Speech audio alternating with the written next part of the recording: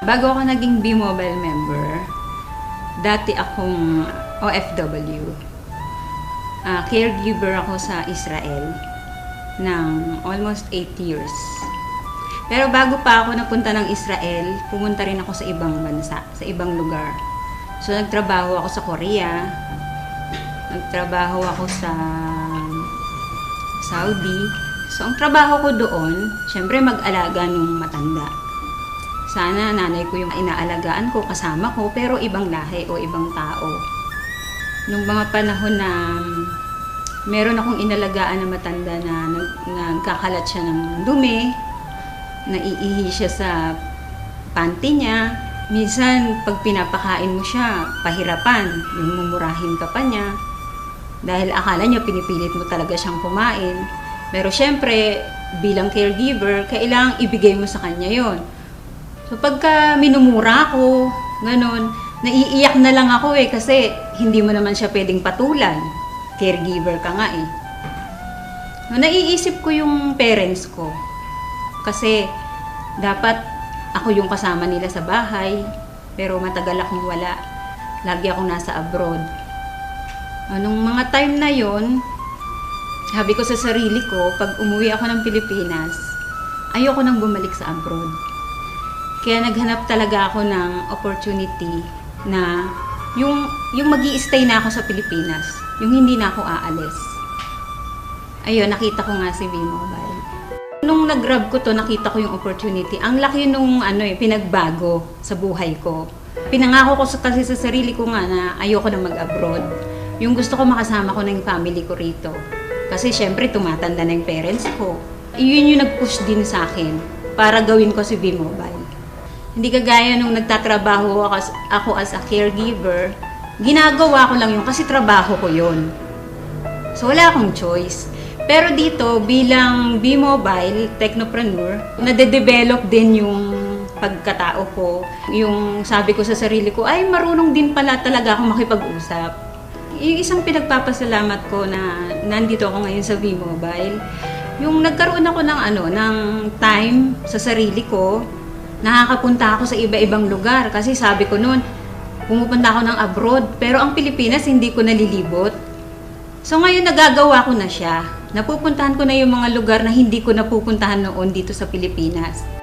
Sa mga OFW, huwag silang matakot na umuwi ng Pilipinas. Kasi noon nalulumo ako sa tuwing sasabihin nila sa akin na, di bali nang mamatay dito sa abroad kahit may gera. Ayaw namin umuwi kasi nandiyan kami sa Pilipinas. Ganun na ba talaga kahirap yung Pilipinas para ganun ang sabihin nila?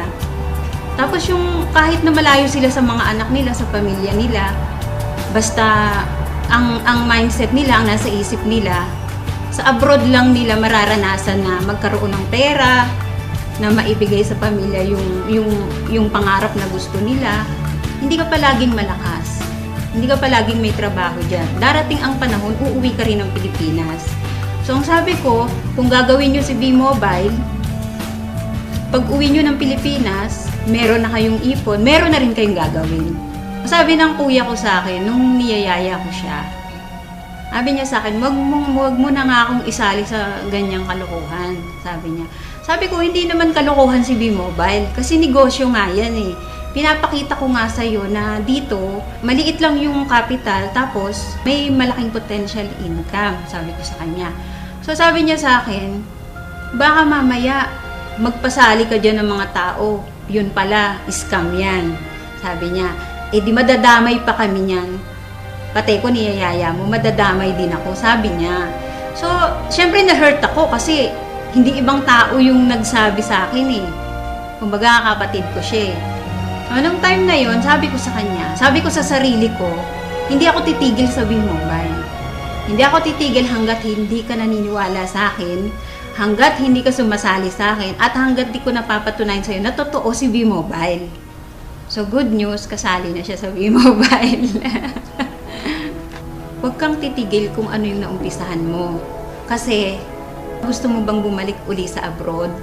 Gusto mo ba uling magtrabaho sa abroad? Bumalik sa dati. Yung lagi kong tinatandaan. Kasi nga 'di ba sabi ko sa'yo, natatakot ako na bumalik uli sa abroad. Sa mga OFW na kagaya ko, subukan ninyo na mag-invest sa WeMobile. Hindi naman habang panahon na nasa abroad kayo. Darating ang time, hindi nyo na rin kakayanin magtrabaho. Sana lang, huwag pagiging OFW ang ipamana ninyo sa anak ninyo. Ang ipamana nyo sa kanila yung makapag-aral sila at pagkatapos nun, magnegosyo sila. So ito na yung chance ninyo. I-grab nyo na to kasi bihira yung opportunity na ganito. Na hindi lahat ng company na nasasalihan ninyo ay kagaya ng WeMobile.